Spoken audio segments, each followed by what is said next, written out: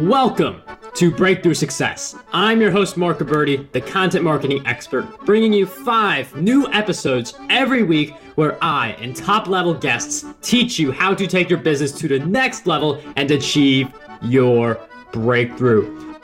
Hello, Breakthrough Success listeners. I just wanted you all to know before the episode actually starts, I've been working a little bit behind the scenes to give you something really special. So a while ago, I wrote my book, Content Marketing Secrets, which helps people create, promote, and optimize their content for growth and revenue. And I just put the finishing touches together to offer that for free to anyone who is interested. So if you want your free copy of Content Marketing Secrets, all you have to do is head over to marcguberti.com/book. Now, let's jump right into the episode. When it comes to achieving a breakthrough, you don't just want to achieve that breakthrough. You also want to maintain the success that comes with the breakthrough. You want to maintain the transformation. And how we can achieve breakthroughs and maintain the transformation, that's what we're going to focus on in this episode. Today's guest is an author, speaker, and social media entrepreneur. He's been featured in the Huffington Post, Social Media Examiner, EO Fire, and many other places. Influencive recently named him a top 30 entrepreneur, and he is also the author of the best-selling book, Fish Out of Water. Today's guest for episode 191 of the Breakthrough Success Podcast is none other than Calvin Wayman. Calvin, it is such a pleasure to have you on the show. Brother, you're killing it. 101 and 191, I have my own podcast. 3 episodes a week is a shitload for me. So for you to do 5 is quite impressive. So great work, my man. Thank you, Calvin. And I'm very appreciative of the kind words, but I do want to focus this interview on providing value to the listeners. Absolutely. So I'm sure a lot of people want to know, like, how do they achieve their breakthrough and also how do they maintain it? Because I feel like maintaining is also very important because you don't want to make the breakthrough just to lose it. So we're going to obviously go into that. But I'd like to get some background first. So your book, Fish Out of Water, can you just share with us why you wrote it and that whole backstory? Sure. Fish Out of Water. So the thing, I think it actually ties in quite nicely to what you're saying about hitting a breakthrough and actually maintaining it. The subtitle of my book is literally The Guide to Achieving Breakthrough and Permanently Transforming into the New You. So I don't know if you've known that about my title. That's actually really freaking cool. Like that's a way of saying like breakthrough and then permanently keep it, right? So the reason I wrote that book is it was something that I felt like was missing in the literature of achievement, in the literature of achieving breakthrough or making it to a next level, because there's so many books out there that teach you on how to get from A to Z or how to get to the goal, how to get to the target. But as I stepped into achievement and was going after major goals, like leaving my day job to be a full-time entrepreneur, it wasn't as clear-cut as some of the books that I had read. It was freaking tough. And some things I couldn't have prepared myself for. And what I learned really quickly is the path to success is not that clear cut. It's not as step A to Z. It's not like do this, then this, then this. It's not so easy. And I think that's important for a high achiever to know, because when you step out onto the field, if you're expecting it to look a certain way and it doesn't go a certain way, then you might first think that the game is rigged, but then what you ultimately will end up coming to is that maybe there's something wrong with me. You know, that's where I got to. As I started doing, like, achieving these things, I thought there was something wrong with me. But what I learned by staying in the game and going after it and hitting some breakthroughs is that it's not that there's something wrong with me. That's just how life is. There's a way to get to the other side, and anything you go after, any endeavor, there's this gray period, this period that isn't talked about, this period where you feel like that you're completely out of your element because you're doing something you've never done before. You feel like you can barely breathe. You feel like a fish out of water. And it's that phase that everybody goes through in achievement, in their pursuit of greatness. And so my entire book is about that little section, that little gray area from like the beginning point to going after what you want, where you feel like you question everything. You wonder, can I do this? Am I just an imposter? Who am I to think I can do any of this? I feel completely unqualified, right? And how to break through it. So that's why I wrote the book. I think it was super needed for anybody that was getting started. It's something that I wish I would have read 10 years ago. And so just something that was tugging at my soul. And so I put it out. And I really like that gray area because I do feel like that's something that receives less coverage versus the general how to achieve that breakthrough, that big goal that you're going after. And I mean, during that gray area, you could, like, you mentioned people questioning themselves, the imposter syndrome, but they're like really talented and people who are really confident who reach, and then they get to that gray area, and then that's when like even the strongest minds can possibly revert back. Yeah, revert back to your old habits. Absolutely. Yeah, so how do we, like, for some of us, like, it may not be as great an area for us as going from a job to an entrepreneur. Some of us may have done that already. Others may be in that specific spot that they're trying to do. But when we do hit a gray area, how do we stay strong? There's three main things that I think are critical. The first one, it's going to sound a little bit funny, but using the terms of my book, is when you hit that area where you feel like that you don't know what the F you're doing, you question even your own abilities, you have to do these three things. The first one is to become a member of the CIA. Now, when I say CIA, I don't mean that people should go join the secret services. But this is something that every single person that I studied and read their stories or got deep into the weeds of their ascent from regular to extraordinary, everybody became a member of the CIA. And what I mean by CIA is they took consistent, imperfect action. So that's something you have to commit to, is taking consistent, imperfect action. Consistent meaning you do it day after day. And what do you need to do to make it consistent? Make it small, make it doable, make it bite-sized. It doesn't need to be this extraordinary thing. Some people talk about massive action, and massive action is important, and that's a cool word, but I like the word consistent better because that's what it is. It's like staying in the game. But the other word I want to focus on, a big part, is the imperfect part.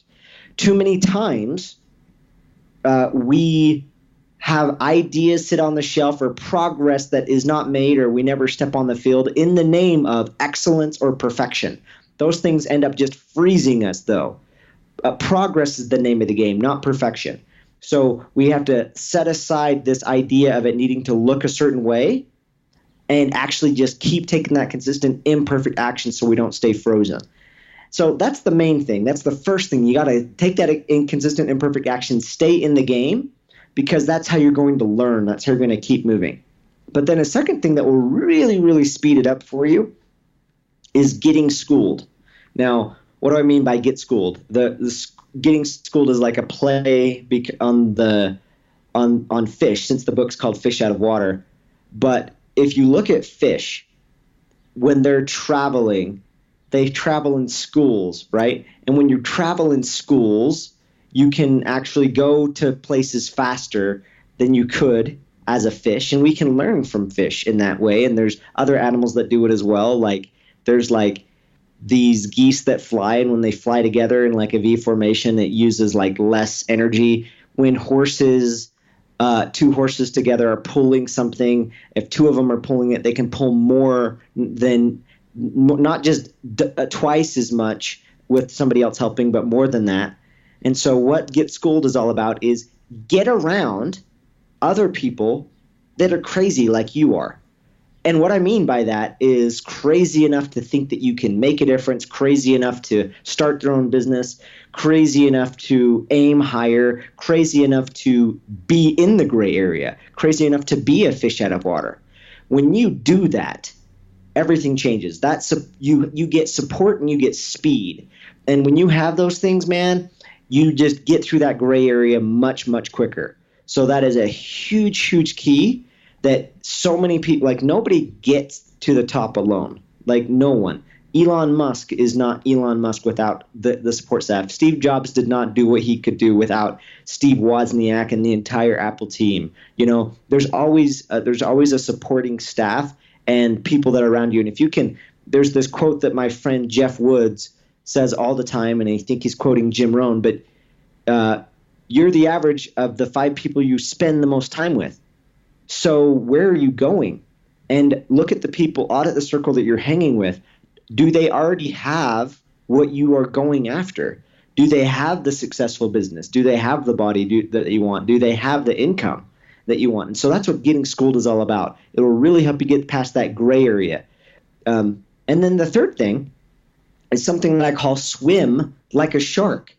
Now, a shark in my book is identifying the example of somebody that's on the other side, the shark. They went from the guppy that we start out to the shark. And what swim is basically an acronym for is see if you can see how sharks behave and start behaving like them, swim like them. And swim is an acronym of 4 key areas that you can start behaving like the person on the other side. The first one is success. How does that person define success? Start defining success that way. What I've learned in my journey is the way I identified success when I was 18 is different than a lot of millionaires define success, and different than how I define it now. So find out how they define success and start defining it that way. And just a quick example of how a lot of people define it that are super successful is they're not just exterior focused. It's not just what's out there. It's more of like what's in your control. And if you can create success with things that are in your control, then you have more chance of making effect in the outer world. So that's a big one. The second way to behave like a shark is the W stands for words. How do successful people speak? How they speak actually affects how you feel. People from Tony Robbins to like so many people in personal growth and development talk about how your words have power. And I've had mentors that have helped me make that shift in going from, if I want to feel more confident, then I need to start using more confident language instead of just like words like sure, perhaps, maybe. Use definitive language. And if you listen to successful people, sharks, they use more definitive language. So you got to change that. And then the I stands for improve. A lot of sharks are improving. So what can you do to consistently improve? And then the M stands for measure. You can't improve what you don't measure. So focus on measuring the right kinds of things. So in the really short book, how I try to put this together is if you do these 3 things, it makes it really hard not to have the breakthrough and to stay permanently transformed into the new you. You take that consistent, imperfect action, you get around people that are doing it too, you get schooled, and you start behaving like the shark that's on the other side. You can't help but break through, and you can't help but keep the breakthrough. And hearing those actions, you really hit it on the head. It's not just breaking through. Like having a team, that's not just something you do to break through. That's also how you maintain it, because all the delegation and team is just one of the examples, but it's not about maintaining delegation, the friends that you keep, the conversations that you have. Yeah, it's all of it. You're right on the money. Yeah, and it's about the maintaining also. So it's very obviously teams, as we said before, it's just one of those things, but it's you want to have the breakthrough, but also have a plan for maintaining it. But going back to the breakthrough, you talked about the things that if we do them, we're going to break through and we're going to be able to have that permanent transformation. But what do you believe holds most people back from hitting that breakthrough and then maintaining it? Fear, 100%. It's what held me back from quitting my day job for as long as I did. It's hands down, that's the thing that I see over and over and over in budding entrepreneurs, people that feel like they have a dream or a vision or some impact to make, but they just feel afraid. They don't know if they can do it. They don't know what's going to happen if they take the leap or if they take the jump or they go after it. So it's definitely fear. And you mentioned that fear was something that held you back from taking that leap. But obviously, once you took that leap, you go into that gray area and then you emerge out with the breakthrough. But what was under the lesson? How do you overcome the fear? Or I was going more for your experience with the leap and some of the lessons you Mhm. learned as you were sitting there before the leap and then into the leap. Well, the lessons that I learned as I was sitting there right before I took the leap, well, I didn't know. I was like most people. I didn't know if I could do it, and I probably would have stayed stuck for a really long time. Except I asked myself a question. I first asked myself, what do I actually want? Like I could stay in my day job doing what I'm doing now for several years, but I asked myself, what would my life look like if I got to design exactly how I want it? So I learned that having a vision is important to pull myself in that direction. Then I kind of did the opposite. And I thought of, well, what if I don't do anything? And I projected myself 10 years in the future. And I was like, what if I project myself 10 years in the future on this path and nothing has changed, where I'm still in a corporate gig? And the thought of me not acting on something because of the fear and it holding me back ate at me. And it ate at me so much. And the regret that I would feel by not acting was so great that I realized the fear of that regret actually swallowed the smaller fears of what if I don't make this happen. And that was just enough for me to say I would rather know that I tried and went after it than didn't go after it. So the lesson in that, I would say, is sometimes it's not just the positive that you need. Like some people talk about having a why and something that will push you. I had that portion, the vision, but that wasn't enough. I tried doing side hustles with a positive why, but I also needed the other side that was like, I guess, the carrot and the stick. Mm-hmm. And it was the bigger fear of actually not going after it that made me finally make the decision to actually do it. So that was the thing, I would say, as I was sitting there contemplating whether I should do it or not, that you need to have, like, get real with yourself and see, like, what's the bigger fear of not going after it? Because that bigger fear can be really motivating to get you moving into the positive direction. And then after I jumped, like immediately after, the lesson that I learned, I think in a concise way, is number one, I didn't know what the F I was doing, but number two, that's okay. Like that's a big important piece. I didn't know what I was doing, but number two, that's okay. Because it's in doing it and getting on the court or getting out on the field and not knowing what you're doing. Number one, that's freaking courageous. Like I can have so much respect for like a fighter that goes out there and dominates. But where I have so much respect for people now, whether they're an entrepreneur or they're an artist or there's somebody that's wanting to create something, like going after something and they don't know what they're doing, but they do it anyway and they fall down and then they get back up. That's where I have a ton of respect. That's how you win. So the lesson is you probably won't know what you're going to do, but that's where you learn is on the field, not on the sidelines. So you don't know what you're doing, but that's okay. Like that was a huge, huge lesson for me.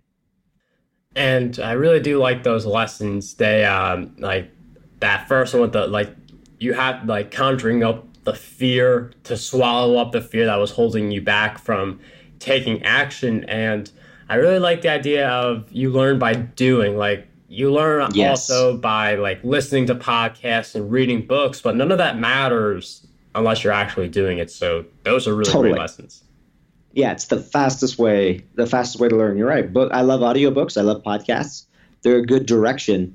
But at the end of the day, if you want to really let it sink in, action is the best way. And speaking of your love for audiobooks, I'm wondering if you could share with us 3 books that you believe will have a positive impact on us.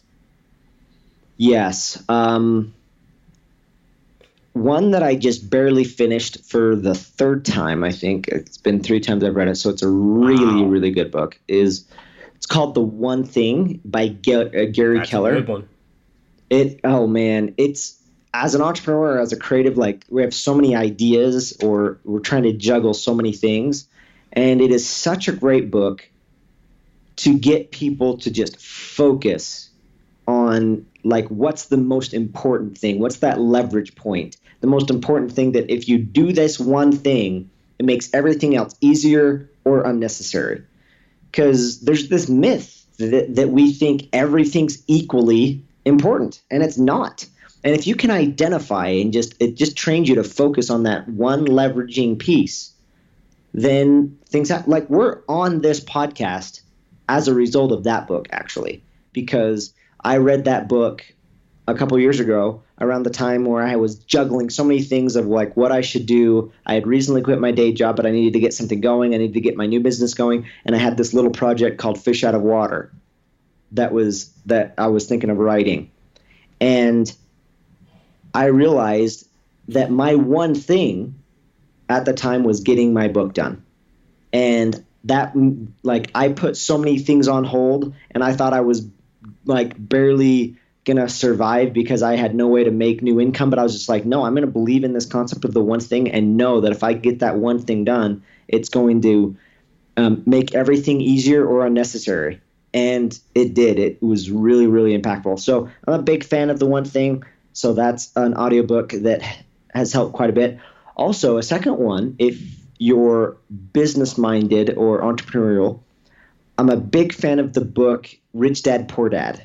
That's been one that's probably should be in any entrepreneur's repertoire to just start getting in the mindset of more of like a business owner instead of just an employee or a self-employed person. That helped me a ton. Even when I was in my corporate world, that book affected the type of work I went into, because Robert Kiyosaki in that book says, work to learn, not just to earn. Because when you work to learn, you get something that's better than money. Like I went into sales. And so that was important. Yeah, I could have made 150 grand a year in sales. Cool. Then I spent it. It's gone. But if you learn how to sell, you can take that anywhere in any business. So that book is super powerful.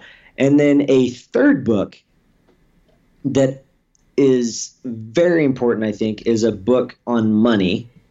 And the reason I think this is important, because there's too many creatives and entrepreneurs and just too many people that want to make an impact on the world, but they can't because they have money troubles. And money troubles have been proven to affect your productivity and affect like your ability to dream. And if you can get the financial piece taken care of, then like it just takes away so much pressure.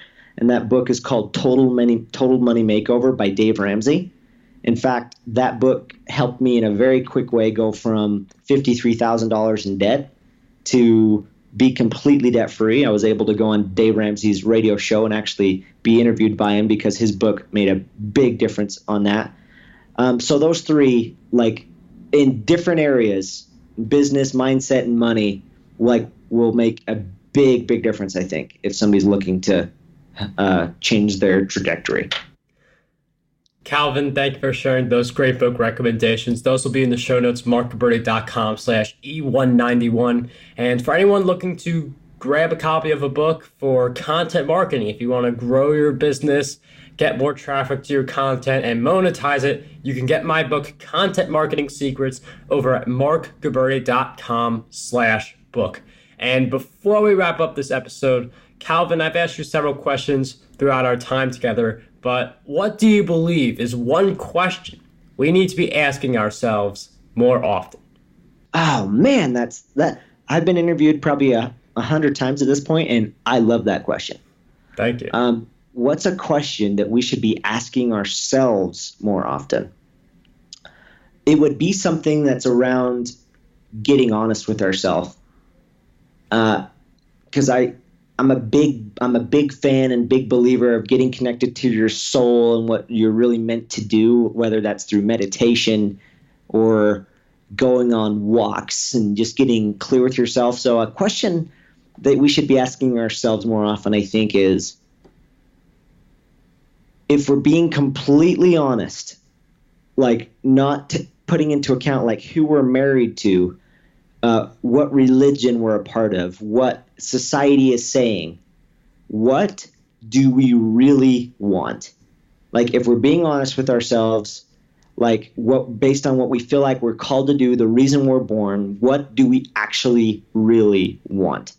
That's something that I think, I mean, if you look at people that are, there's books on people that share their regrets at the end of their life, and on the top of the list on all of these studies, whether it's people that say they should have worked less or spent more time with their family, the top regret of the dying is that they weren't authentic to themselves. They weren't as authentic as they could have been. They wish they would have done what they wanted, not what their mom or their dad or society or anybody else wanted. So that's a question that I think we should ask ourselves more often is, what do we honestly actually want? Calvin, I absolutely love that question. Thank you for sharing all of your great insights with us. For anyone who wants to learn more about Calvin, you can get his book, Fish Out of Water, The Guide to Achieving Breakthrough and Permanently Transforming into the New You. That will be in the show notes. And if you want a social media makeover, they're actually specific to you. It's not just like a bunch of articles or videos telling you what you can do, but it's actually tailored specifically to you and your profile. Head over to socialmediamakeover.org. That is something that Calvin is also working on. So that's another place where you can find him. And once again, I mean, Calvin, I'm very appreciative of you coming on the show, sharing all of your great insights, and it was such a pleasure to have you on. Mark, thank you so much. This has been an honor. I appreciate it. How does over 100 retweets per day sound to you? My free ebook, 27 Ways to Get More Retweets on Twitter, has you covered. I use the methods within this ebook to get over 10,000 retweets every single quarter. To learn